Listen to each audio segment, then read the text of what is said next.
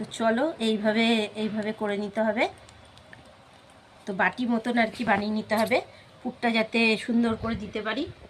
এই যে এই দেখো বাটি মতন বানিয়ে নিয়েছি। এই যে এবার এখান থেকে আমি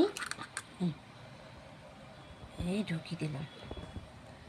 এই পুরে কিন্তু হিং দিয়েছি বন্ধুরা, হিংটা দিলে বেশি সুন্দর হবে। এখানে ধর, আমার মুখে না।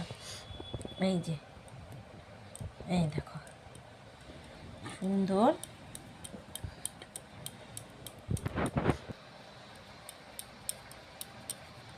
তো এই দেখো সুন্দর হয়েছে।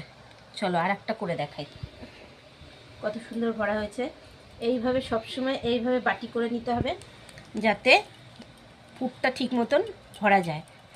ওই জন্যে গুচিটা একটু বড় করে নিতে হবে। এই দেখো